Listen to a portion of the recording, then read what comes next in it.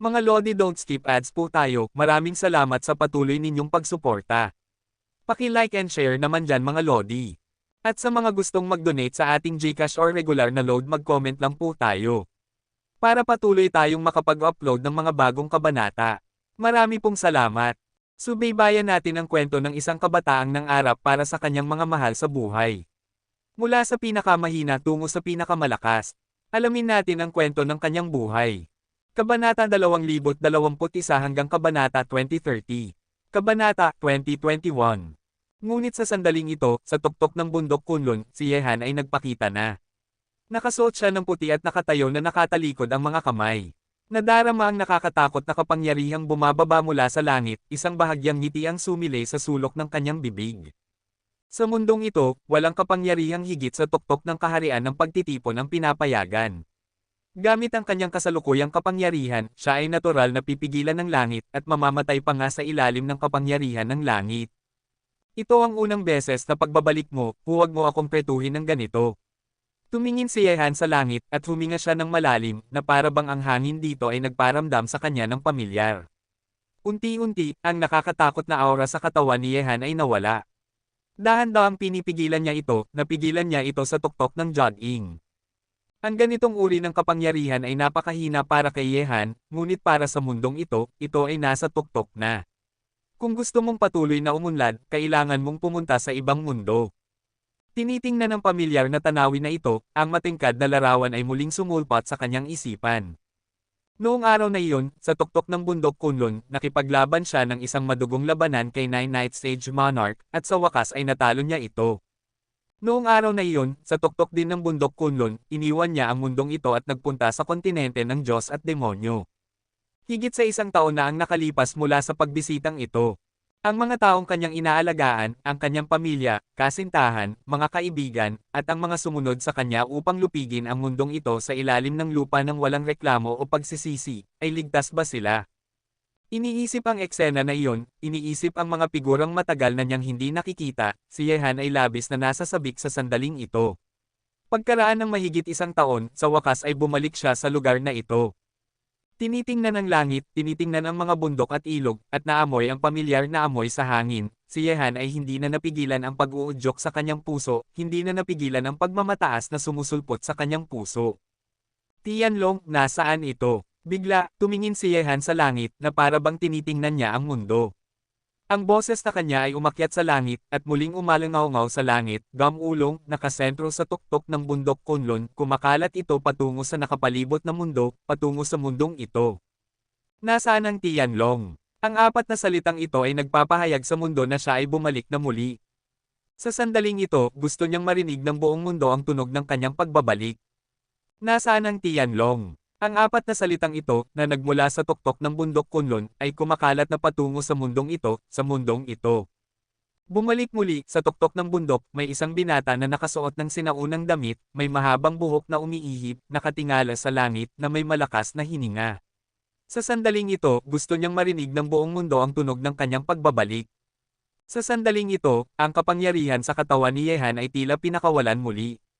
Ang kapangyarihan na pag-aari ng kalahating hakbang na kataas-taasan ay muling napuno ang mundo.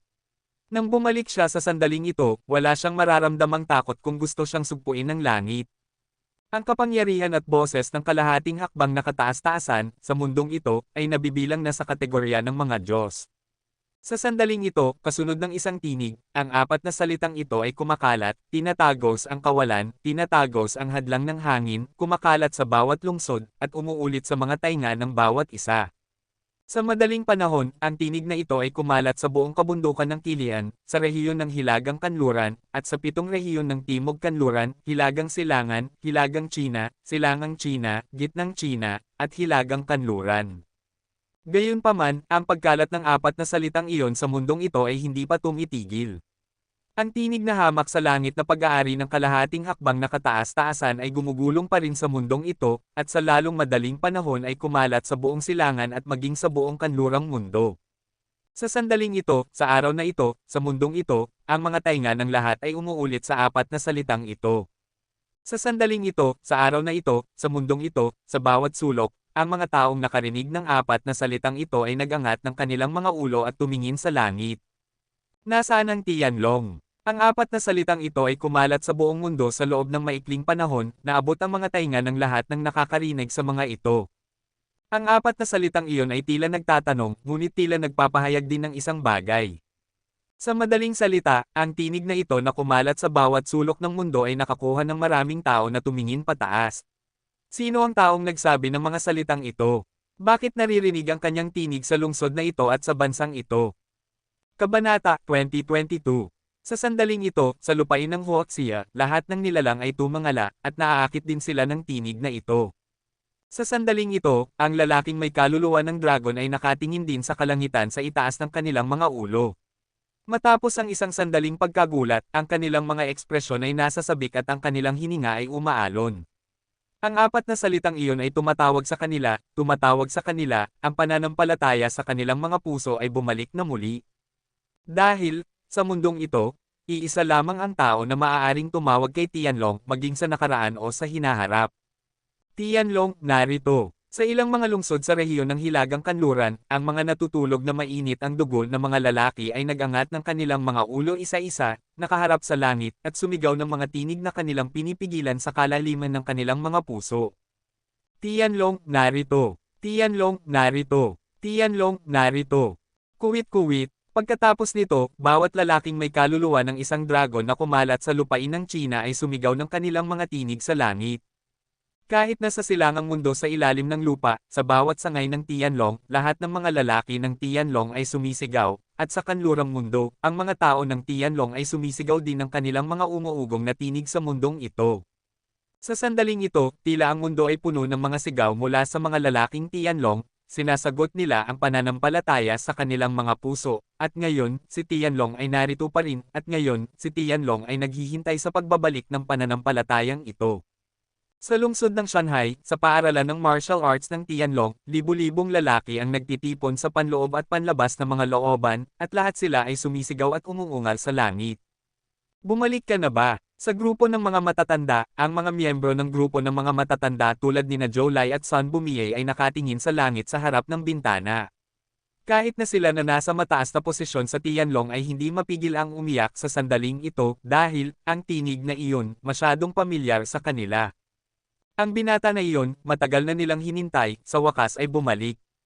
Sa sandaling ito, sa bilya ng bundok Fengwang sa lungsod ng Shanghai, na kilala ngayon bilang isa na mansyon sa silangan, ang mga babae ay dumating sa plaza sa pamumuno ni General Zilong, at lahat sila ay tumingin sa langit na may mga luhang umaagos sa kanilang mga mukha, at sila ay umiyak na naging isang taong umiiyak.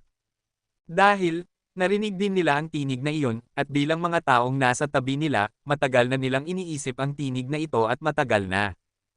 Hayop ka, hayop ka, hayop ka. Sa sandaling umalis ka, matagal na kitang hinihintay, hayop ka, sa wakas ay bumalik ka na. Anak ko, matapos siyang mawala, alam mo, hindi na kita kayang mawala ulit, ina.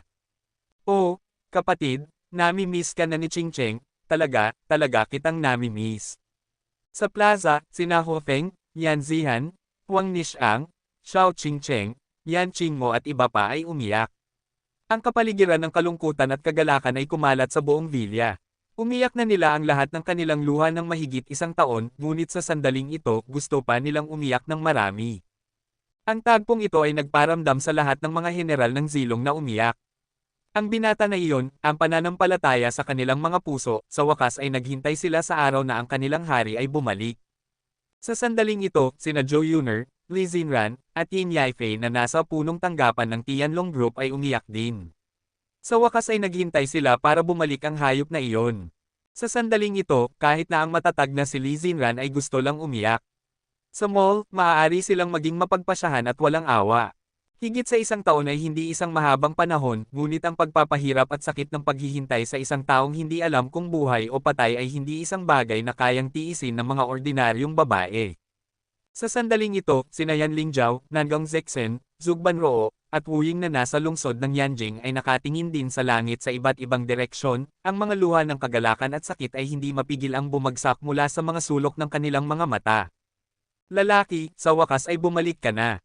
Si Zugban Roo ay nakaupo sa deck chair sa balkonahe, may mga luhang umaagos sa kanyang nakangiting mukha, dahan-dahan niyang isinara ang libro na nabasa niya ng maraming beses na naging dilaw na, at naalala ang mukha ng binata na iyon. Kabanata 2023. Ang dating hari ay nag-iwan ng napakaraming maalamat na kabataan sa mundong ito. Ngayon, sa wakas ay ipinahayag niya ang pagbabalik ng kanyang hari sa paraang nagulat sa mundo. Siya yung bata, bumalik ka na ba? Sa lungsod ng Yanjing, sa isang tiyak na looban, sina Army God at Situ Zhenchen, na magkasamang naglalaro ng chess, ay tumingin sa langit. Ang kanilang mga mukha ay tila nagulat at masaya. Sa sandaling ito, isang batang figure ang lumitaw sa kanilang mga isipan. Kapatid, si Raulong Ben, nami-miss kita. Sa isang tiyak na primordial na gubat, mayroong isang lalaking walang suot na damit na may mga luhang puno ng kagalakan sa kanyang simple at matapat na mukha. Kahit gaano karaming digmaan at pinsala ang naranasan niya, hindi siya kailanman umiyak. Sa sandaling ito, alam niya na maalat ang mga luha. Boss, alam ng nanay ko na hindi ka patay, ngayon na bumalik ka na, si Killing God Lin Chi, handa akong makipaglaban muli sa mundo kasama mo. Ang pagbabalik ng hari, ang mga dating tagasunod ay narito pa rin. Ang hari ay bumalik, at ang mga taong gumugol ng kanyang kabataan kasama niya ay narito pa rin. Sa araw na ito, ang masigasig na tinig ng batang Tianlong ay umalingaw-ngaw sa buong mundo. Ang pananampalataya ay bumalik, at ang natutulog na Tianlong, tulad ng isang gumising na dragon, ay nagtaas ng ulo nito at sumigaw sa pananampalataya sa kanilang mga puso. Ang hari ay hindi kailanman namamatay, ang kanilang pananampalataya ay hindi kailanman namamatay. Ikaw na bata, alam mo bang matagal na kayong hinihintay ng lahat? Sa Xingyi Gate, ang mga sulok ng mga mata ni Zhao Hengtian ay puno na ng mga luha, at ang kanyang marilag na katawan ay nanginginig. Hindi lamang si Tianlong ang naghihintay sa kanya, kundi pati na rin ang mga taong namimiss siya at nagmamalasakit sa kanya ay naghihintay din.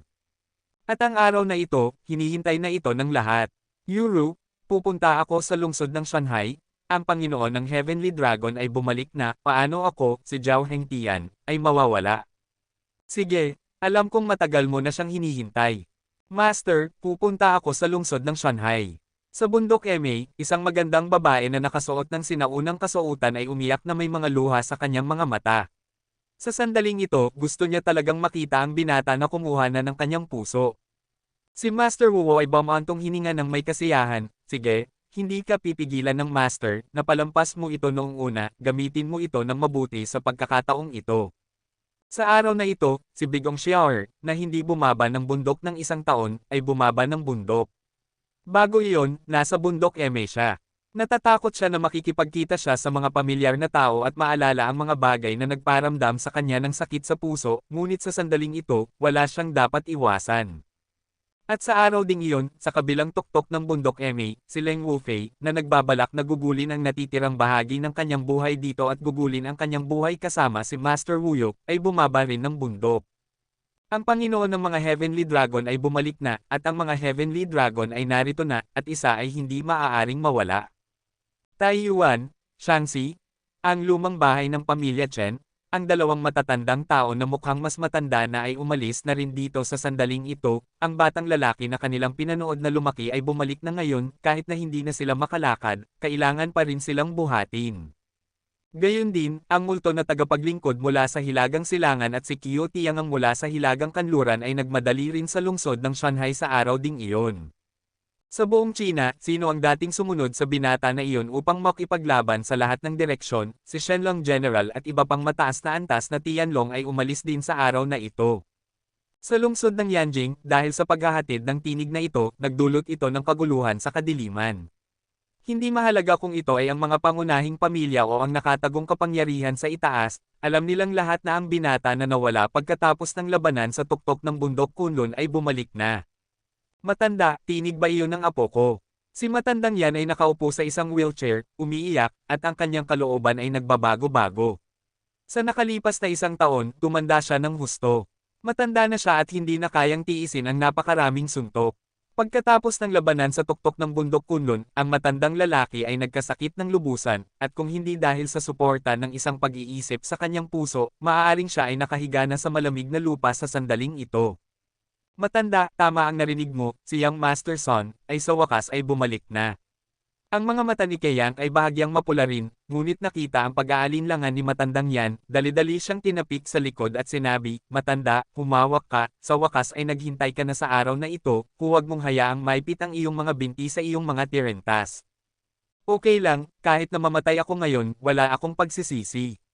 Si matandang yan ay bahagyang pumikit at nang makita siya ni matandang Zhang na nagmamadaling pumasok sa sandaling ito, agad siyang sumigaw, matandang yan, huwag mamatay, ang apo ko ay bumalik na, ikaw na matandang lalaki ay mayroong hindi bababa sa ilang taon pang mabubuhay. Hindi pa ako patay, halos mapatay ako sa sigaw ng iyong bibig na kanyan. Si matandang yan ay namula sa galit, ngunit nang dumating si matandang Zhang, dali-dali niyang pinunasan ang mga luhang tumatakip sa kanyang mga matandang mata. Ha! Matandang kapatid, bakit ka okay at pumikit? Ginulat mo ako. Ngayon na bumalik na ang batang iyon, kailangan nating dalawa na pag-alitan siya ng sama-sama. Nag-aalala tayo sa kanya ng mahigit isang taon. Kabanata 2024. Gayunpaman, kahit na sinabi iyon ni G. Zhang, makikita ng sino man ang kabaitan sa kanyang mga mata. Para kay Yehan, lagi niyang itinuring si Yehan na kanyang sariling apo. Nag-iwan ng 2 patak ng luha sa bahay bago tumakbo palabas.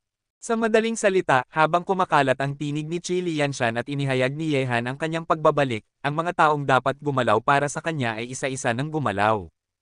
Kahit na sa kanlurang mundo sa ilalim ng lupa, mayroong isang sensasyon. Halimbawa, ang lahi ng mga vampira, ang angkan ng lobo, ang mga anghel ng impyerno, at ang Satan Legion na dating nakipag-alyansa kay Yehan ay nagbabala sa mga kabataan na dating gumagala sa kanlurang mundo kasama nila. Ngayon na bumalik na ang kabilang partido, natatakot ako na ang buong mundo sa ilalim ng lupa ng silangan at kanluran ay magugulat dito. Bukod dito, ang 18 gintong general ng dragon sa kanlurang mundo ay nagsimulang pumunta sa lungsod ng Shanghai. Nang mahigit isang taon, sila ay natutulog sa kanlurang mundo sa ilalim ng lupa habang binabantayan ang punong tanggapan ng dating Shenting. Siyempre, pag-aari na nila ngayon ang Tianlong, habang pinuprotektahan ang kaligtasan ni Old John, kahit na bihira silang kumilos, walang puwersa sa buong kanlurang mundo ang naglakas loob na maliitin sila. Golden Triangle, dito, sa pamumuno ni Kunsang, at matapos ang malaking pamumuhunan ni na Zhou Yuner at iba pa, ito ay naging lubhang maunlad. Sa kasalukuyan, sa isang militarisadong gusali, ito ang punong tanggapan ng seguridad sa network ng Golden Triangle. Si Yunjong Chan ay nag-ooperate sa harap ng computer. Oo, sa China bundok Kunlun. Nakarinig ng sigaw na tinig ni Yunjong Chan, si Kunsang ay dali-daling nagtungo sa mga tao, tumingin sa computer, at sinabing seryoso, palakihin ang screen. Si Yunjong Chan ay hindi masyadong nagsalita, at direktang pinalaki ang screen sa computer hanggang sa maximum. Hindi problema para sa God Eye system na kanyang binuo na suriin ang anumang sulok. Sa oras na ito, sa screen ng computer, nakita ko ang isang binata na nakasuot ng puting sinaunang kasuotan na mayabang na nakatayo sa tuktok ng bundok. Ang pagkakaiba mula sa nakaraan ay ang maikling buhok ng binata ay naging mahabang buhok na hanggang baywang na ngayon. Sumasayaw sa hangin, siya sa sinaunang kasuotang iyon ay parang isang Diyos tao na lumabas sa isang painting. Bukod dito, ang mga walang laman na manggas na umiikot sa simoy ng hangin ay nagparamdam kay Kunsang ng paninikip ng ilong at ang kanyang mga kamao ay magkasama, siya ang aking kapatid, totoo ngang bumalik na siya, ngunit. Ano ang nangyari sa aking kapatid? Paano siya naging ganito? Nakita ito, si Zaya ay agad na mahigpit na hinawakan ang malaking kamay ni Kunsang. Sinunod niya ang mga salita ni Yehan, ngunit ngayon siya ay asawa na ng general. Tinitingnan ng binata na nakasuot ng sinaunang kasuotan na may sirang braso, nakaramdam din si Zaya ng isang bagay sa kanyang puso. Sakit, maaari niyang makuha ang araw na ito, ngunit ibinigay ito ng binata sa larawang iyon. Gayunpaman, sa sandaling iyon din, sa screen ng computer, ang binata ay nagangat ng ulo, at isang matagal ng ngiti ang sumilay sa sulok ng kanyang bibig, na para bang alam niyang may nakatingin sa kanya. Ang ngiting ito ay nagparamdam kay Kunsang ng kaunting sakit sa kanyang puso, na para bang nakita niya muli ang dating Hanzi. Sa kagubatang iyon sa Tengchong, sa sandaling ito, 10,000 hayop ang tumatakbo, dahil dito, mayroong mga sinaunang banal na hayop ng China, si Qinglong, Baiho, at Xuanwu. Ang mga umuungal na dagendong ng mga hayop ay kumalat sa malawak na kagubatan at umalingaw-ngaw sa kagubatan, na nagdulot sa lahat ng mga nilalang sa kagubatan na tumakas sa lahat ng direksyon. Hindi kinaya ng mga nilalang na ito ang presyon ng umuugong na hari ng hayop. Sa wakas ay bumalik na ako. Akala ko aabutin ng hindi bababa sa 10 taon. Tila dumating na ang oras para umalis tayo rito at bumalik. Sa itaas ng kagubatan, ang banal na hayop na White Tiger ay nagsabi ng mga salitang tao, at ang malalim na tinig ay gamulong sa kagubatan, at mayroong isang pahiwatig ng kagalakan sa kanyang tinig na hindi maitago. Lungsod ng Shanghai, sa isang medyo lumang residential area, sa sandaling ito, sa isang tiyak na silid ng isang maliit na tatlong palapag na gusali, isang babae ang nakatayo sa harap ng bintana, tumingin siya sa langit, ang bugaw na hiyas na tulad ng mga mata, mayroon ding mga luhang bumabagsak. Sa oras na ito, isang maliit na babaeng may halo-halong lahi ay lumapit sa kanyang tabi na may maliliit na hakbang, inilahad ang kanyang hindi paggaanong gulang na kamay upang hawakan ang kanyang mga binti sa pantalon, at tumingin sa kanya na may kawalang kasalanan at pagkamausisa sa mga bughaw na mata na iyon, sinabi niya sa kanyang batang tinig, "Nanay, bakit ka umiiyak?" Orihinal na naisip ng nanay ko na kung tatalon siya sa kanya bilang tagapangasiwa ng kapalaran, makakamit niya ang kalayaan at hindi na kailangang magdala ng lahat, ngunit sa kabaligtaran, ang pagiging kontrolado niya ay isang uri ng kaligayahan. Sa araw na ito, ang batang hari ay bumalik, at ang buong mundo sa ilalim ng lupa ng silangan at kanluran ay nagulat at nasasabik. Ang binata na may napakaraming alamat pa rin sa mundong ito ay inihayag ang kanyang pagbabalik sa isang nakakagulat na paraan, at ang prestihiyo ng salitang Tianlong ay muling magpapakita ng maliwanag na liwanag sa mundong ito. Sa araw na ito, halos lahat ng mga puwersa sa ilalim ng lupa sa silangan at kanlurang mga mundo sa ilalim ng lupa ay ibinaling ang kanilang pansin sa lungsod ng Shanghai. Kaya ano ang mangyayari sa binata na nag-iwan ng napakaraming alamat sa mundong ito kapag bumalik siya ngayon? Sa sandaling ito, sa tuktok ng bundok Kunlun, ang binata na nakatayo sa tuktok ng bundok na nakatalikod ang mga kamay ay uhaw na sumisipsip ng sariwang hangin ng mundong ito, na para bang ang pagsipsip na ito ay magpapabitiw sa kanya sa pagnanais na matagal ng pinipigilan sa kanyang puso. Palabasin mo ito. Kahit na ito ay kahanga-hanga sa mundong iyon, kulang ito ng lasa ng bayan. Lumaki siya sa mundong ito, sumisipsip ng hangin ng mundong ito. Kahit gaano pa kahanga-hanga ang ibang mundo, ang mundong ito ay ang kanyang bayan. At sa araw na ito, sa wakas ay napunta siya sa mundong ito na puno ng mga pamilyar na lasa, at ang maingay na lungsod na iyon, sa sandaling ito, ay napaka-nostalgic para sa kanya. Dahil sa maunlad na bansang ito, mayroon siyang lahat, pamilya, kasintahan, mga kapatid, mga kaibigan. Sa sandaling ito, sa ilalim ng bundok Kunlun, ang mga nakakagulat na mga titig ay nakatingin din sa tuktok ng bundok Kunlun, at ang tinig ay ipinadala mula sa tuktok ng bundok. Bilang mga sinaunang mandirigma, paano nila hindi malalaman ito? Ano ang kinakatawan ng apat na salita?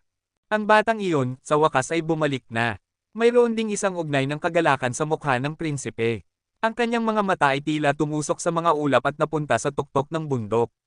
Sa binata na bumalik, napakaraming tao sa mundong ito ang umaasa sa araw na siya ay bumalik. Kabanata 2025.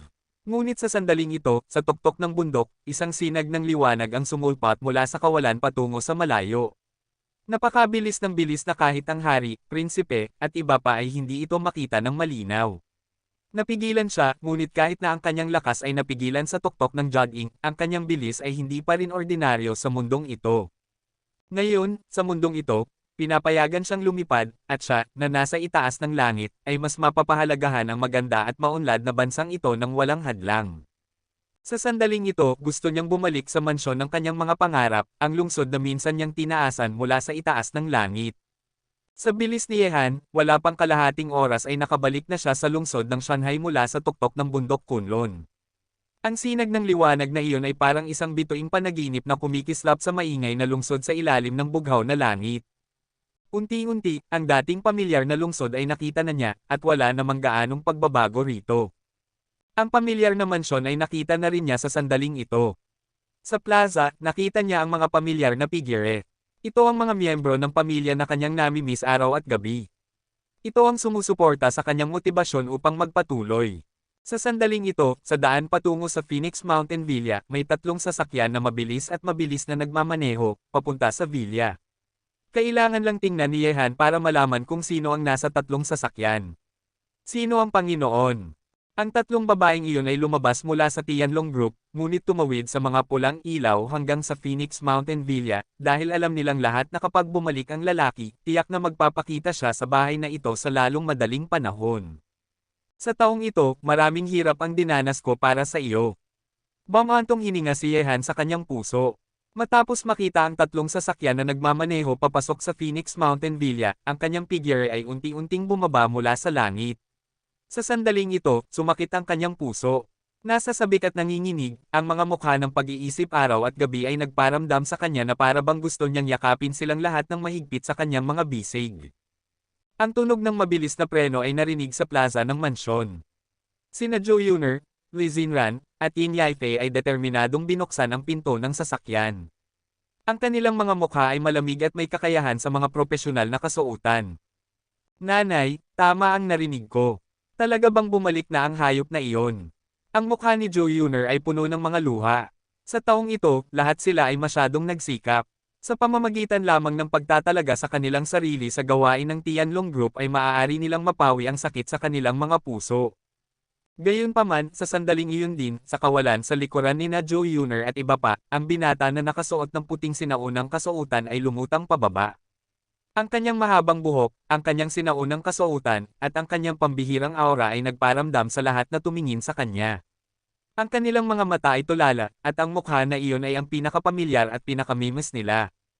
Gayunpaman, ang pamilyar na binata sa sandaling ito ay nagparamdam sa kanila ng kakaiba, kaya't lahat sila ay tulala na tumingin sa binata na bumagsak mula sa langit sa unang sandali. Nakita ang tagpong ito, ang tatlo ni Joe Yuner ay lumingon din at tumingin sa binata na may malalim na pagnanais at hindi malulutas na lamang sa kanilang mga mata.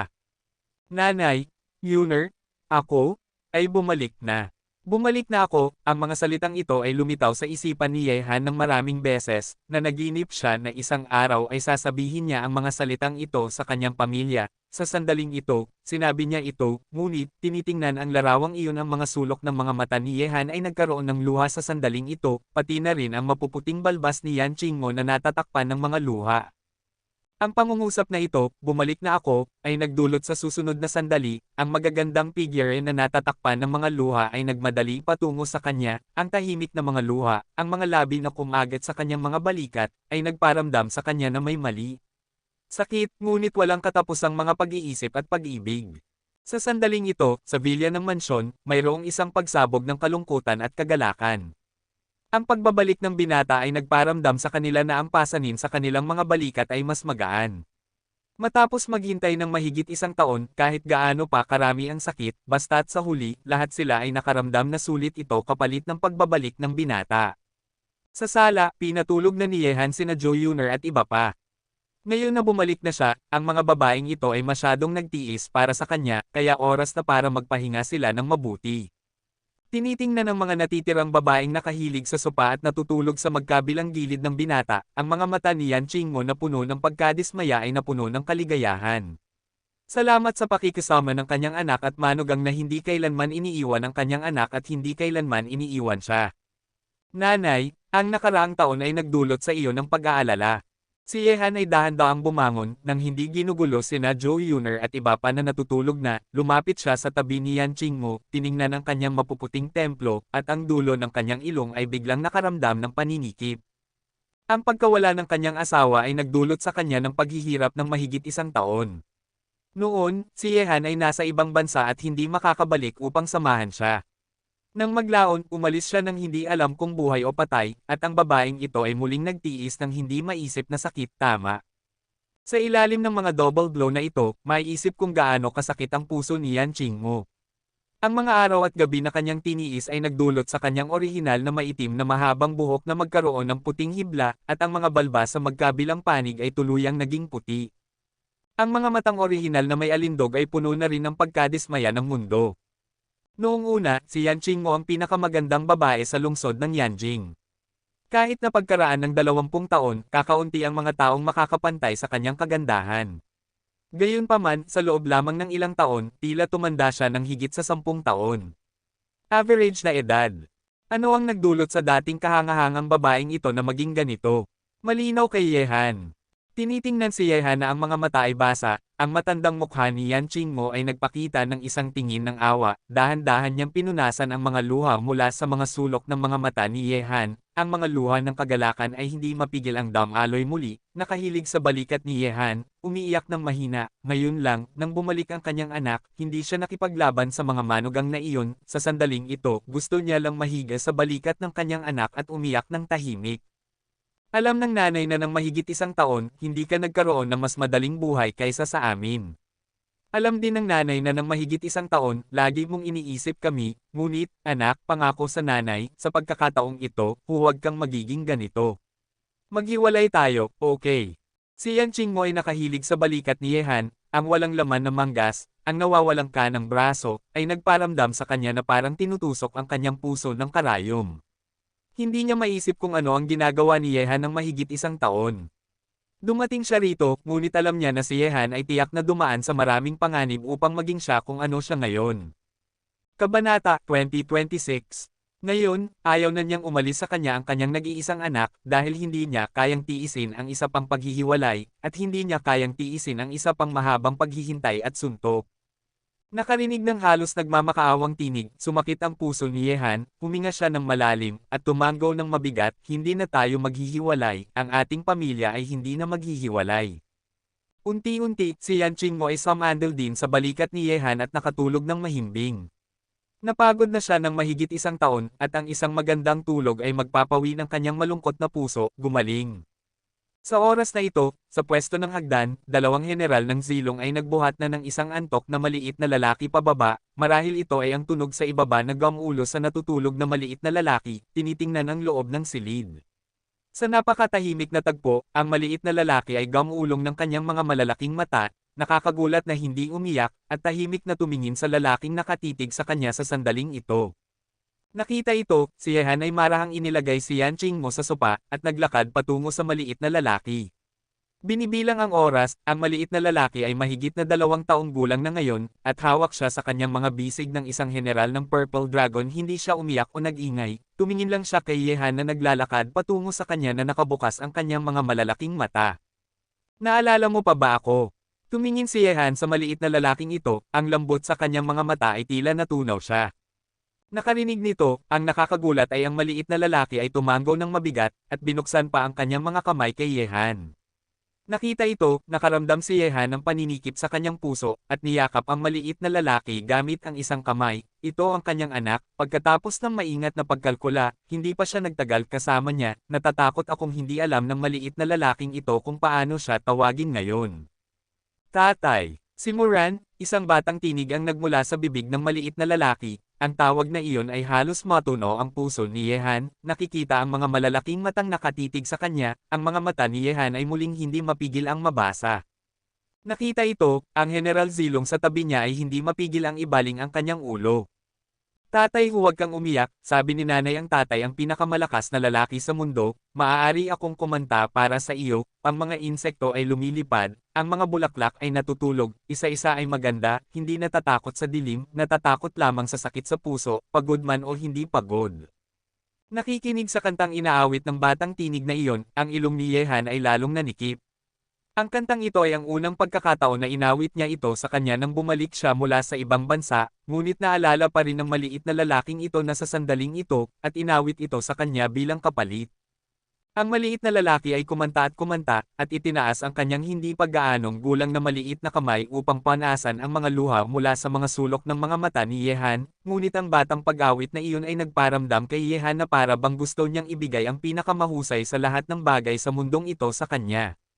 Kunin mo. Ama, huwag kang umiyak, ang anak mong si Chenkyo ay magiging pinakamalakas na lalaki sa mundo sa hinaharap. Niyakap ni Yehan ang maliit na lalaki sa kanyang mga bisig, at ang maliit na lalaki ay tahimik na niyakap ang leeg ni Yehan. Tinatamasa ko ang bihirang kapayapaan ng isip sa sandaling ito. Nakita ang tagpong ito, si Zilong Jiang ay sumangot sa tabi niya, at tiningnan ang tagpong ito na may masayang mukha. Ngayon, ang haligi ng pamilyang ito ay bumalik na, at ang pamilyang ito ay hindi na nababalutan ng kalungkutan. Ang kalungkutan na palaging bumalot sa mansyon na ito ang hininga ay unti-unting nawawala. Fei Feng, pakisabi sa akin, sa loob ng 3 araw, hindi ko makikita ang sinuman. Para kay Yehan, ang 3 araw ay medyo maikli pa rin, ngunit ang magagawa niya ngayon ay ang gugulin ang 3 mapayapa na araw kasama ang kanyang pamilya ng mapayapa. Kung may gagawin, pag-uusapan natin ito pagkatapos ng 3 araw.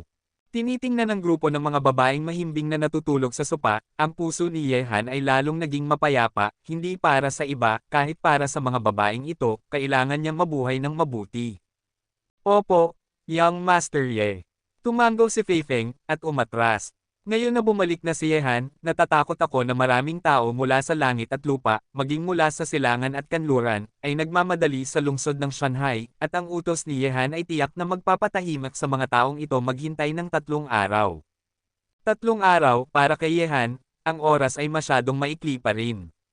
Upang makasama ang mga babaeng ito na naghihintay sa kanya, kahit nagugulin niya ang 30 taon kasama sila, hindi niya iisipin na ito ay masyadong mahaba. Ngayon na siya ay bumalik, gusto niya lang makaramdam ng kapanatagan. Gumugol ng 3 araw sa ngayon, huwag mag-isip ng anumang bagay, huwag gumawa ng anumang bagay, sumama lang sa kanila. Pagkatapos matulog, ang langit sa labas ay dumidilim na, at binuhat ni Yehan ang mga babae sa silid sa itaas. Sa daan, hindi ginaaysing ni Yehan ang mga ito. Umupo siya ng mag-isa sa sala na karga ang maliit na lalaki, tinatamasa ang pagtingin sa bihirang katahimikan na ito, at ang maliit na lalaki ay karga ni Yehan, na parang nahawa rin sa kapaligiran na ito, walang bakas ng ingay. Paminsan-minsan, ang mag-ama ay nagkatinginan, at ang relasyon ay mabilis na umiinit. 12:00 na ng gabi nang may mga yapak na nagmula sa itaas. Ang tunog ay medyo nagmamadali. Narinig ang paggalaw na ito, tumingin si Yehan sa ikalawang palapag. Sina Zhou Yuner at Li Xinran ay gising na. Nang karga ni Yehan ang maliit na lalaki sa sala, nakita niya ang isang nakaka-relax na tingin sa mga mata ng dalawang babae. Nang magising sila sa sandaling ito, natatakot talaga silang panaginip lang ito, ngunit ang hayop na iyon ay naroon pa rin, kaya hindi ito panaginip. Nakita ang lalaking tahimik na nakaupo sa sala, ang mga mata ni na Zhou Yuner at Li Xinran ay medyo pula pa rin, mabilis silang bumaba, at yamakap sa tabi ni Yehan. Mula ngayon, saan man tayo magpunta, hindi na tayo maghihiwalay. Tinitingnan ng dalawang babaeng yamakap sa tabi niya, malambing na sabi ni Yehan. Kung manggahas kang iwan kami ulit, ipapakita ko sa iyo kung paano nakuha ang sungay, mahina na umungol si Zhou Yuner, at hindi mapigil ang mahigpit na hilahin ang damit ni Yehan, natatakot talaga siya sa ganito na wala na naman ang lalaki sa kanyang paningin. Pareho lang ako, anuman may mga humahabol sa akin sa Xiangjiang. Tumingin din si Li Xinran kay Yehan na may nakakatakot na mukha. Naging isang buhay na nilalang na naman siya, at mahal pa rin niya ito. Ngayon, ang mahal niya ay hindi ang pagtingin kung gaano kataas ang lalaking ito, ngunit ang pagtingin kung paano maaaring maging isang ordinaryong tao ang lalaking ito at manatili sa kanila magpakailanman. Kabanata 2027. Hoy, dapat ako ang magsabi ng berdeng sombrero, Ate Yuner, ninakaw mo ang mga linya ko. Sa oras na ito, nang mapait na ngumiti si Yehan, si Huafeng na nakasuot pa rin ng pulang damit ay umakyat sa hagdan. Pagkatapos tumayo, tiningnan niya si Yehan ng mga mapagmahal na mata, kung saan makikita ang bakas ng hindi maitago na kagalakan at pagnanasa. Kung manggahas siyang iwan tayo, lalabas tayong lahat at maglalagay ng sombrero para sa kanya, at saka natin titingnan kung anong mukha ang mayroon siya para tumayo sa tuktok ng mundo. Sa likuran ni Huafeng, sina Yan Zihan, Huang Nishang, Yin Yaifei, at ang batang babaeng si Xiao Qingcheng ay lumitaw. Nakarinig nito, si Yehan ay mapait na ngumiti na lamang, alam niya na ang mga babaeng ito ay may mga reklamo, at hindi niya sila susupilan, dahil sa hinaharap, hindi na sila maghihiwalay, kahit na sila ay magkasama sa buhay at kamatayan. Nangangako ako, hindi ko kailanman pagtataksilan ang aking kapatid. Nakarinig nito, si Huafeng ay agad na sumulyap kay Xiao Qingcheng, ang traidor, na nagdulot sa dalaga na sumipol ng dila, pagkatapos ay umikot ang mga mata at sinabi, gayunpaman, maaari akong maging kerida ng aking kapatid. Nakarinig nito, si Yehan ay biglang nahilo, ang babaeng ito ay kasing tigas pa rin ng dati, matapos pagsamahin ang kapangyarihan ng itim na dragon, ngayon ang babaeng ito ay hindi nakita ng 1 taon, at ang kanyang figure ay isang payat na dalaga na. Si Huafeng at ang iba pa ay tumawa. Sa sandaling ito, nakakagulat na hindi nila sinisisi ang dalagang ito. Matapos ang napakaraming bagay, marami na rin silang nakita. Bukod pa rito, sino sa buong mansyon ang hindi nakakaalam kung ano ang iniisip ng dalagang ito. Nakita ang masayang tagpong ito, nakaramdam si Yehan ng higit na kapayapaan sa kanyang puso. Kasunod sina Huafeng at iba pa na isa-isang naupo, nakatingin sa kanya ng may pagmamahal, sinabi ni Yehan, maghihiwalay tayo, kahit na tayo ay mabuhay o mamatay, magkakasama tayo. Anuman, saan ka man pumunta, sa pagkakataong ito, susundan ka namin. Matatag na sabi ni Huang Nishang habang kinukuha ang maliit na lalaki.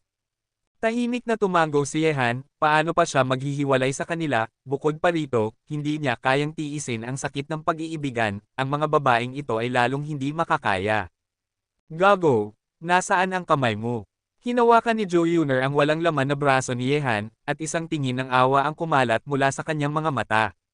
Gayon din ang ibang mga babae na tumingin kay Yehan ng ganito, na may bahagyang paninikip ng ilong.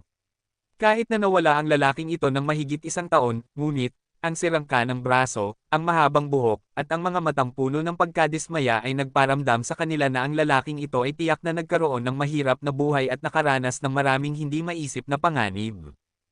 Huwag kang mag-alala, babalik din siya balang araw. Paano maaaring maging payle ang asawa mo?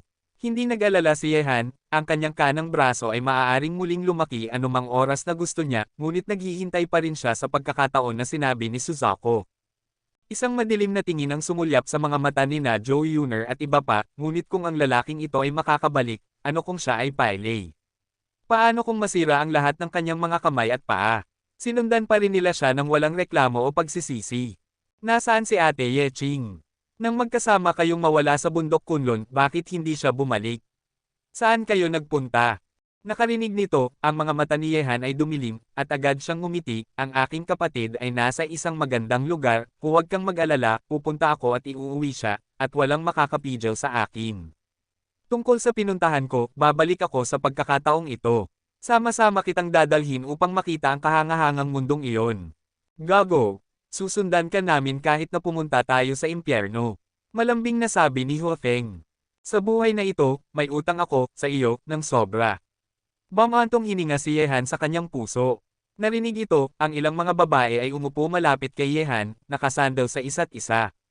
Tinitingnan ng maraming babaeng lumapit, si Yehan ito ay isang nasiyahan ng ngiti, sa buhay na ito, walang pagsisisi na magkaroon ng grupong ito ng mga kaibigan. Ngayong gabi, bakit hindi tayo matulog ng magkakasama? Bigla, ang tinig ni Yehan ay umalangaw-ngaw sa mga tainga ng ilang babae. Narinig ito, sina Joe Yuner at iba pa ay namula at nahihiyang yumoko. Gayunpaman, wala sa kanila ang tumutol sa mga salita ni Yehan. Kapatid, bakit hindi mo ako isasama? Mahinang tanong ni Xiao Qingcheng, at gamit ang mga matang iyon, nakangiti siyang nakakaakit kay Yehan, bukod pa rito, kung ang ibang tao ay seryoso sa ngiting ito, hindi nila ito mapipigilan. Gayunpaman, binigyan siya ni Yehan ng isang blankong titig, ano ang biro, gaano na bakal uma ang dalagang ito, kahit na si Yehan ay walang pagtutol sa dalagang ito, paano siya magiging isang lalaking hindi kasing ganda ng isang hayop. Nakita ang tagpong ito, ang lahat ng mga babae ay tumawa ng isa-isa. Mahigit isang taon na ang nakalipas mula nang makita nila siya, at namimiss talaga nila siya ng husto. Nang halos alas 8 na ng gabi, si Yan Qingmo ay bumaba rin mula sa hagdan. Nakita ang tagpo kung saan ang kanyang anak at mga manugang ay nagsasaya, ang kanyang mga matang naging kalmado ay puno rin ng hindi maitago na kagalakan. Pagkatapos nito, si Yan Qingmo mismo ang nagluto sa kusina, at ang ilang mga babae ay tumulong sa kusina, habang si Yehan ay nakaupo sa sopa sa sala na karga ang maliit na lalaki, at binuksan ang telebisyon. Mahigit isang taon na niyang hindi hinahawakan ang mga modernong bagay na ito. Hindi na niya ito hinawakan, at ang paghawak nito ngayon ay nagdulot sa kanya ng pakiramdam ng nangkemeng. Si Yehan ay nagpalit ng ilang mga channel ng sunod-sunod, ngunit ang muling pagsasahimpapawid ng balita ay tungkol sa pangungusap na sinabi niya sa bundok Kunlun ngayon. Ang mga ulat na ito ay may magkakaibang opinyon, kung anong uri ng bansa ang may mataas na teknolohiya, kung anong uri ng kapaligiran ang nagbabangga, at kahit na ang mga dayuhan ay lumitaw. Nakita ang mga ulat na ito, ngumiti lang si Yehan. Alam ito ng mga ordinaryong tao mula sa balita, ngunit ang mga hindi ordinaryong tao, o ang mga taong umabot na sa isang tiyak na antas, alam nila ang totoong mga katotohanan. Ngayon na bumalik na siya, ang mga dapat nang malaman ay alam na ito. Natatakot ako na ang lungsod ng Shanghai ay magiging napakamasaya sa mga nakaraang araw. Ito rin ay isang nakatagong pahayag dahil si Yehan ay mayroon ding ilang mga bagay na gagawin kapag bumalik siya sa pagkakataong ito. Kabanata 2028. Isang masaganang hapunan ang malapit ng ihain. Tungkol sa galing sa pagluluto ng pamilya, kahit gaano karami ang lutuin mo, si Yehan ang mananagot sa pagsira nito. Nakikita si Yehan na sumusubo ng mabilis, ang mga babae ay nakaramdam ng kaunting pag-aalala. Lahat sila ay naglagay ng mga gulay sa kanyang mangkok na parang isang maliit na bundok ng tinapay, at hindi tatanggi si Yehan sa sinumang darating, anumang oras, gamit ang kanyang gana, kahit gaano karami ang kanyang kinain, walang problema, ang mahalaga ay ang kagustuhan ng mga babae sa pamilya. Pagkatapos ng hapunan, nakikipag-usap si Yehan sa mga babae hanggang 1:00 na ng gabi. Mahigit isang taon na silang nagkahiwalay, at ang lahat ay may walang katapusang mga paksa upang pag-usapan at mga salitang bukal sa puso sa isa't isa. At sinabi rin ni Yehan ang tungkol sa Gods and Demons Continent. Siyempre, automatiko niyang inalis ang mga mapanganib na bahagi. Kahit na medyo nagulat sina Joe Yuner at iba pa sa pag-iral ng mundong iyon, wala silang anumang inaasahan. Alam lang nila sa pagkakataong ito. Saan man pupunta si Yehan, susundan nila siya. Ang lugar kung saan umiiral si Yehan ay ang buhay na inaasahan nila. Nang magpahinga sa gabi, ang maliit na lalaki ay dinala ni Yan Qingmo. Sa ilalim ng mga nahihiyang mata na iyon, lahat ng mga babae ay umakyat sa itaas, iniwan si Yehan na nakaupo ng mag-isa sa sala.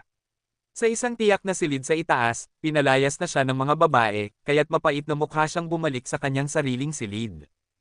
Ang gabing ito ay isang mabaliw na gabi, at ang gabing ito ay isang gabi din ng pagsasama ng kaluluwa at pag-angat ng emosyon. Si Yehan, na hindi nakaranas ng ganoong bagay ng mahigit isang taon, ay kasing nakakatakot ng kanyang baluktot na lakas sa pakikipaglaban. Ang tunog sa isang tiyak na silid ay patuloy na tumunog mula 1:00 ng umaga hanggang 4:00 ng umaga bago ito tuluyang tumahimik. Ang umagang langit sa lungsod ng Shanghai ay medyo maaga, at ang tanawin sa labas ng bintana ay maliwanag na. Naligo si Yehan at tumayo sa harap ng bintana, pinapanood ang tanawin sa labas ng bintana, at pagkatapos ay pumunta siya sa silid ni Yan Qingmo. Ang maliit na lalaki ay natutulog sa tabi ni Yan Qingmo, napakatahimik, ang kumot ay mahigpit na tinakpan ni Yan Qingmo, at pagkatapos, ang mga alon ng lakas ng buhay ay pinakawalan mula sa katawan ni Yehan at ipinasok sa katawan ni Yan Qingmo.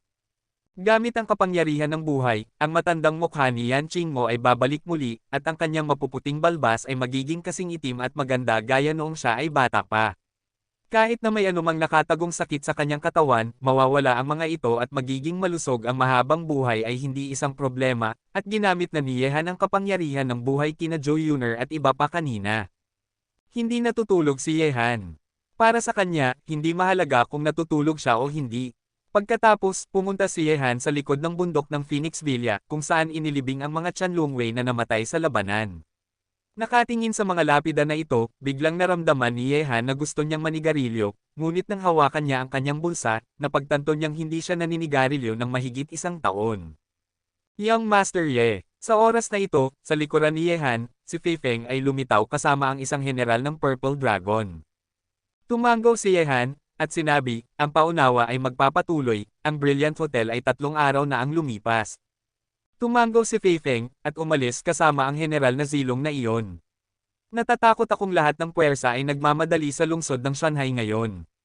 Inihayag ni Yehan na hindi niya makikita ang sinuman sa loob ng 3 araw, kaya walang sinuman ang susuway sa kanya. Gayunpaman, ang ibig niyang sabihin ay ang pagbibigay sa mga taong ito ng eksaktong oras upang magkita. Sa umagang ito, sina Joe Yuner at iba pa ay hindi bumangon hanggang 11:00, ngunit si Yan Qingmo ay maagang bumangon kasama ang maliit, at si Xiao Qingcheng ay bumangon din na may 2 malalaking mata ng panda, ngunit para sa nakaupo sa sala na umiinom ng tsa kay Yehan, ang kutis ng dalagang ito ay biglang gumuho, hindi kinaya ni Yehan ang mga nagtatampo na maliliit na mata. Gayunpaman, agad na nagulat ang dalaga sa muling pagkabuhay na anyo ni Yan Qingmo.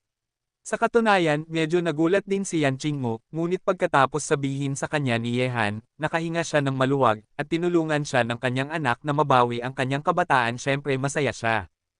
Gayunpaman, sa sandaling ito, ang mga tinig ay umalingaw-ngaw mula sa plaza sa labas ng villa. Sa susunod na sandali, ibinaba ni Yehan ang kanyang tasa ng tsaa at tumingin, at sa labas ng pinto, 3 magagandang figure ang isa-isang tumakbo papasok. Sa sandaling ito, nakatingin sa binata na nakaupo sa sopa na nakasuot pa rin ng sinaunang kasuotan, sina Yan Lingjiao, Nangang Zexan, at Wu Ying ay hindi na mapigilan ang pagnanasa, at isa-isang sumugod kay Yehan.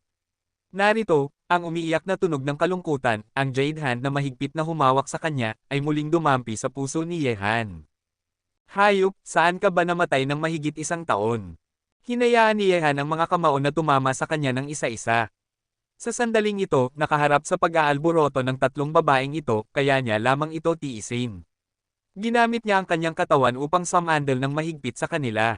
Sa labas ng pinto, isa pang magandang figure ang pumasok, si Ying Chenkyo, tiningnan niya ang tagpong ito, ang kanyang mga mata ay nasa sabik din, at may bakas ng inggit na hindi maitago. Huwag kang mag-alala, bumalik na ako, at hindi na tayo maghihiwalay. Mahina na tinapik ni Yehan ang mga balikat ni Yan Lingjiao, at ang apat sa kanila ay nagdikit, nararamdaman ang pamilyar na anyo ng lalaking iyon. Temperatura ng katawan, gusto lang nilang tumagal ang sandaling ito magpakailanman. Paano naman ako? Si Moran, sa likuran ni Ying Chenkyo, isang taong nakasuot din ng sinaunang kasuotan ay lumitaw, ang pinakamagandang babae sa sinaunang mundo ng martial arts, si Bai Gongxiao. Nakita ito, mainit na ngumiti si Yehan, at binuksan ang kanyang mga kamay sa kanya. Sa susunod na sandali, ang figurang iyon ay sumugod din sa kanyang mga bisig, at ang mga luha ng kagalakan ay naiwan sa hindi makalupang mukha na iyon. Kapatid na Ye, bigla, isang mapagmahal na tawag ang nagmula sa labas ng pinto, at dalawang babae na may mga pagod na mukha ay sabay na lumitaw, sina Zhao Yuyo at Xi Hanyan, nang makita nila ang pamilyar na binata, umiyak din sila, at lahat sila ay lumingon sa kanya. Ang figurang kanilang namimiss ng matagal ay sumugod. Naramdaman ang nanginginig na mga katawan ng mga babae sa tabi niya, isang malalim na pakiramdam ng responsibilidad ang kumalat sa isipan ni Yehan. Mula ngayon, hindi na niya sila hahayaang umiyak.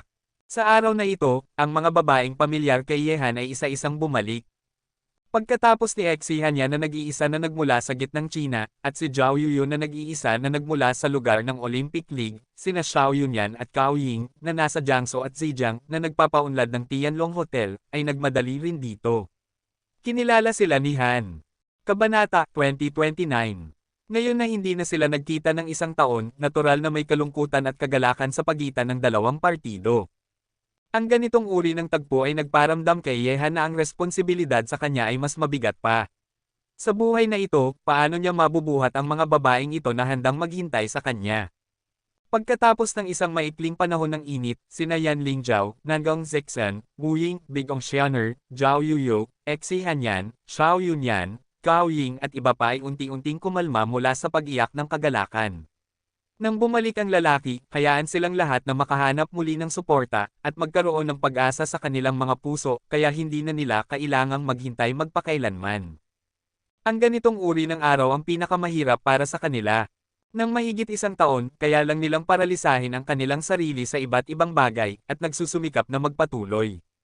Sa mga babaeng ito, kung gusto mong sabihin ang isang babae na hindi ko pa kinikilala noon, marahil si Xi Hanyan lang, ngunit sa sandaling ito, kinilala na ni Yehan ang babaeng estudyante ng Commoner School ng Jiangsu at Zhejiang University. Sina Zhang Yuming, Lin Feizo, at Tao Yere na nagpunta sa Huashang ay hindi dumating, ngunit dumating si Xi Hanyan, na walang alinlangang lubos na nagpagalaw kay Yehan. Ang pagdating ni Yan Lingjiao at iba pa ay natural na nagising sina Zhou Yuner at iba pa na natutulog pa rin. Nakita ang mga babaeng naglalabas ng sigla at ang kanilang mga mukha ay puno ng kaligayahan na bumababa sa hagdan, ang mga mata ni Yan Lingjiao at iba pa agad siyang tumingin kay Yehan, at ang mga matang kumalma ay puno ng sama ng loob. Nakita ito, si Yehan ay sumandal sa tainga ni Yan Lingjiao at sinabi, maghintay ngayong gabi. Ang pangungusap na ito, malinaw na ayaw itong itago ni Yehan sa ibang tao, kaya narinig ni Nangong Zexan, Wu Ying, Bai Gongxiao at iba pa na nakaupo sa paligid ni Yehan ang pangungusap na ito, at agad silang namula, lalo na kapag sila ay kasama ni Yehan. Ang mga mukha ni Nangong Zexan, Bai Gongxiao, Xi Hanyan, Xiao Yunyan, at Cao Ying, na walang mas malalim na relasyon kay Yehan, ay lalong namula. Gayunpaman, ang pagbabalik ng mga babae ay hindi naglagay ng buong Villa sa isang estado ng hindi pagkakaisa. Ang lahat ay tahimik na nagkasundo sa isa't isa. Bago iyon, kahit na sina Nangong Zexan at Yan Lingjiao ay wala sa lungsod ng Shanghai, sila ay madalas silang pumupunta rito upang samahan si Yan Qingmo, ngunit pagkatapos ng mahabang panahon, hindi maiiwasang maantig sila ng tagpo, iniisip ang binata na hindi alam kung buhay o patay, kaya hindi nila piniling manirahan sa Phoenix Villa ng matagal. Gayunpaman, nakikita ang grupo ng mga babaeng nagkakasundo sa isa't isa sa bahay, hindi maiwasang maisip ni Yehan ang ilang iba pang tao. Sa oras na ito, isang jade hand ang iniunat sa harap ni Yehan. Si Zhou Yuner ay umiling sa kanyang mobile phone at sinabi, narito, ang iyong mabuting kapatid, kunin mo mismo. Nakarinig nito, tiningnan ni Yehan ang pamilyar na pangalan sa screen ng telepono, isang maliwanag na ngiti ang gumuhit sa sulok ng kanyang bibig, at bumulong siya sa kanyang tainga, "Yang Master Tang, medyo mabagal ang iyong mga galaw." Nakarinig ng pamilyar na tinig na ito, may mga hikbi ng pag-iyak mula sa telepono, "Hanzi, alam ng nanay ko na hindi ka patay, Hut, ang mabubuting tao ay hindi nagtatagal, ang mga sakuna ay tumatagal ng libu-libong taon, marami ka pa ring mga babae hindi napinsala, paano sila mamamatay?"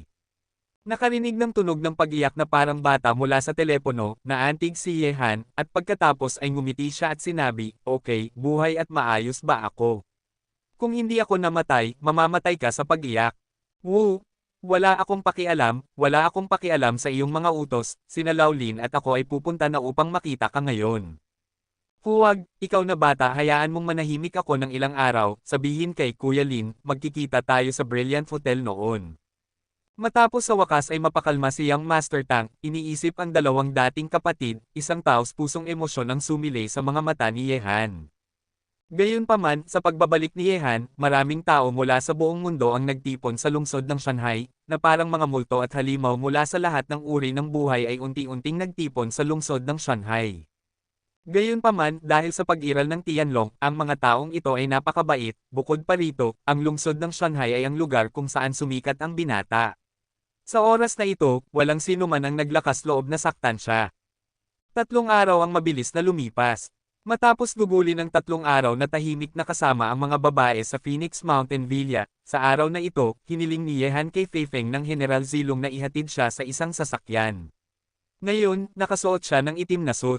Sa damit na chino, ang mahabang buhok ay basta na lang nakatali sa likod ng ulo na mukhang medyo kakaiba. Ang sasakyan ay maayos na nagmamaneho sa ilalim ng pagmamaneho ni Feifeng. Si Yehan ay nakaupo sa likurang upuan at tiningnan ang lungsod na pamilyar sa kanya, ang mga matataas na gusali, at ang mga kalalakihan at kababaihan sa lungsod na nakasuot ng mga nakaistilong damit na nagparamdam kay Yehan ng kaunting pagkalito. Nakalimutan na ng mundo, ang pakiramdam na wala sa lugar. Marahil, ang aking puso ay nabibilang sa mundong ito, ngunit ang aking mga tao ay nabibilang pa rin sa Gods and Demons continent. May isang buntong hininga sa puso ni Yehan, at hindi nagtagal, ang tinig ni Feifeng ay nagmula sa pwesto ng pagmamaneho, "Young Master Ye, nandito na tayo." Nakarinig nito, tumingin si Yehan, ngunit ang tanawin sa labas ng bintana ng sasakyan ay nagdulot kay Yehan ng pagkunot ng noo, dahil sa sandaling ito, ang kalye ay puno ng agresibong mga lalaki, nasakop na nila ang magkabilang panig ng kalye, at maraming sasakyan na nakaparada na rito, na nagdulot ng matinding trapiko rito. Bukod dito, kapag nakita ng mga taong dumadaan ang grupong ito ng siksik na malalaking lalaki, lahat sila ay nakaramdam siya ay mabilis na naglakad, hindi naglakas loob na lumapit sa kanila ng kalahating hakbang. Kung bibilangin ng detalyado, maaaring may libu-libong tao ang nagtipon dito. Ang unipormeng damit na chino at ang tahimik na nakatayong figure ay nagparamdam sa kanila na parang isang mahusay na sanay na hukbo. Ang mga taong ito ay lahat ng mga master ng Tianlong na nagsasanay ng sinaunang martial arts. Sa sandaling ito, halos lahat sila ay nasa paligid ng Brilliant Hotel, at sa harap ng gate ng hotel, mayroong isang grupo ng mga mataas na antas na Tianlong, tulad ng Diyos ng digmaan na si Huang Ben at ang Diyos ng pagpatay na si Lin. 7. Sina Zhao Hengtian at iba pang miyembro ng grupo ng matatanda, pati na rin ang mga general ng Dragon, at ang mga master ng Rudder mula sa lahat ng dako. Sa sandaling ito, ang mga mata ng mga taong ito ay nakatingin sa itim na sasakyan na nakaparada sa harap ng Brilliant Hotel. Ang sigla sa kanilang mga mata ay parang nakatingin sa Diyos sa kanilang mga puso. Kabanata 2030. Sa susunod na sandali, bumaba si Feifeng sa sasakyan at binuksan ang pinto para kay Yehan, at sa pag-asam ng mga matang ito, ang binata na nag-iwan ng napakaraming himala sa mundong ito ay sa wakas ay dahan-daang lumitaw.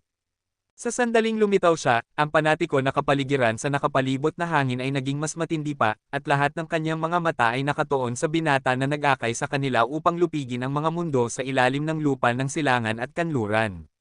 Sa wakas ay bumalik siya bilang isang hari. Young Master Ye. Si Muran, isang tawag na tila nagmula sa kalaliman ng kaluluwa ay sabay-sabay na naipadala mula sa mga bibig ng mga taong ito sa paligid, na nagulat sa mga puso ng mga taong dumadaan, at lahat ay tumingin sa binata na nakasuot ng damit na chino na lumabas sa sasakyan sa sandaling ito. Ye Xiao. Ang dalawang salitang ito ay umalingaw-ngaw na parang kulog sa mahabang kalye sa harap ng gate ng Brilliant Hotel. Ang mga maayos na tinig at mga mabaliw na mata ay nakatingin sa binata na nakasuot ng damit na chino na lumabas sa sasakyan sa sandaling ito. Ang binatang ito ay minsang nag-akay sa kanila upang lumikha ng napakaraming himala sa mundong ito at nakakuha ng isang kilalang reputasyon sa buong mundo. Ngayon, ang kabataang minsang nawala sa mundong ito, ang kabataang puno ng mga mito at alamat, ay muling lumitaw sa harap nila. Nakaharap ang pananampalataya sa kanilang mga puso, kaya lang nilang palabasan ang panatismo na kanilang pinipigilan ng matagal gamit ang pinakamalalim na sigaw. Ang sigaw na ito ay nagdulot din ng matinding kagalakan kina Zhao Hengtian at iba pang mga opisyal ng Tianlong. Lahat sila ay nanunood na may mga hindi maipaliwanag na emosyon sa kanilang mga mata nang muling lumitaw sila pagkatapos ng mahigit isang taon. Ang kabataan sa harap mo. Pagkatapos maghintay ng mahigit isang taon, ang binatang iyon ay sa wakas ay bumalik na. Hindi niya sila nakalimutan, hindi niya nakalimutan ang mga masigasig na lalaking ito na sumunod sa kanya upang makipaglaban sa mundo sa ilalim ng lupa ng silangan at kanluran. Sa mga nakapalibot na kalye, dahil din sa pagsigaw, lahat sila ay tumingin sa binata na nakasuot ng damit na chino. Mayroon siyang malalim na mga mata, isang maalikabok na ugali, mahabang buhok na umaabot sa kanyang baywang, at ang kanyang katawan sa damit na chino ay mukhang napakataas at malakas. Ito ay isang binata na mukhang perpekto, ngunit ang tanging kapintasan ay ang mga walang laman na manggas ng binata ay nagpapalam sa mga tao na siya ay isang-isang braso na lalaki. Ang mabaliw na aura ay nabalot sa nakapalibot na hangin, at ang titig ni Yehan ay dumaan din sa mga pamilyar na figurang iyon. Ang mga taong pumunta rito ngayon ay lahat mula sa Tianlong, malayo sa Kunsang, Tengchong. Nagmadali rin sila, at si Sunny, ang pinuno ng 18 gintong general ng dragon sa kanlurang mundo, ay dumating din. Sa restoran na iyon, nakita rin ni Yehan sina Tang Dashao at Lin Bomo, si Xu Qing mula sa Jiangsu at Zhejiang, at si Jahe Chenyu mula sa Japan. Gayunpaman, ang tanging bagay na nagdulot ng pagsisisi kay Yehan ay ang hindi niya nakita ang walang kapantay na matalinong babae na minsang nagpayo sa kanya. Gayunpaman, bukod sa Tianlong dito, alam din ni Yehan na mayroong marahil 12-dosenang mga mata na nakatingin sa kanya sa mga nakapalibot na gusali, ang ilan sa mga ito ay mula sa China, at ang ilan ay mula sa ibang bansa. Siya nga, talagang bumalik na siya. Li Yim, ang mga tao mula sa ilang mga puwersa na pumunta rito ay nagulat nang makita nila ang binatang lumitaw. Gayunpaman, nang ang mga matang ito ay nakatingin sa binata, nagsalita na siya ng mahigpit at walang pag-iimbot, Tianlong, may mga alituntunin ang Tianlong, ganito ka, kahit gaano ka kagalang-galang, bumalik ka sa Tianlong Martial Arts School para sa akin. Opo. Nakarinig ng mga salita ng binata, walang pag-aalinlangan, ang mga figurang nasa paligid niya na puno ng madugong aura ay isa-isang sumakay sa mga sasakyan. Sa loob ng wala pang isang minuto, ang kalye kung saan orihinal na nagtipon ang mga itim na figure ay naging walang laman, para sa utos ng binata, walang kondisyon nilang isinasagawa. Ngayon, ang pagiging makakapunta rito upang makipagkita sa mga dating kabataan, ang panig ng pananampalataya sa kanilang mga puso ay nagdulot na sa kanila ng matinding kasiyahan. Nakita ito, ang mga taong dumadaan na nakatingin mula sa malayo ay lahat ay nagulat. Sino ang binatang iyon? Ang pagkakaroon ng napakalakas na puwersa, gamit lamang ang isang pangungusap, ang mga nakakatakot na lalaking ito ay isa-isang umalis dito. Ang ganitong uri ng batas na bakal, ang ganitong uri ng karangalan, ay hindi isang bagay na maaaring taglayin ng mga ordinaryong tao. Ang mundo sa ilalim ng lupa ay may mga alituntunin ng mundo sa ilalim ng lupa. Ang lahat ay maaari lamang gawin ng lihim, ayaw ni Yehan na magdulot ng opinyon ng publiko dahil sa Tianlong, para sa sinaunang bansang ito, mahal na mahal niya ito, dahil mahal niya ito, hindi niya ito magagawa magdulot ng problema para dito, bukod pa rito, ngayon na ang titig ni Yehan ay nahiwalay na sa mundong ito, ang susunod na digmaan ay ang lugar kung saan lalaban ang mga lalaking Tianlong ng may dugo at may pagmamay-ari. Sa susunod na sandali, ang mga mata ni Yehan ay nakatuon na kay Zhao Hengtian at iba pang mga nangungunang ehekutibo ng Tianlong. Nakita ito, pinigilan ni Zhao Hengtian ang kagalakan sa kanyang puso, at sinabi, huwag mo kaming tingnan, kapag narinig mong bumalik ka, kahit kami ay hindi mapigilan ang mga lalaking ito. Kuya Zhao, hindi kita nakita ng mahigit isang taon, nami-miss ko kayong lahat. Isang pangungusap, nami-miss ko kayong lahat, ay nagdulot ng matinding kagalakan sa mga nangungunang ehekutibo ng Tianlong na hindi na nila ito maisip pa. Boss, lahat tayo ay naghihintay sa iyong pagbabalik. Tanga at matapat, inilaan niya ang kanyang ulo at tumayo kasama ang makapangyarihang si Lin Chi, na nagdulot kay Yehan na sumuntok ng diretso sa dalawang lalaki, at pagkatapos, ang tatlo ay magkayakap.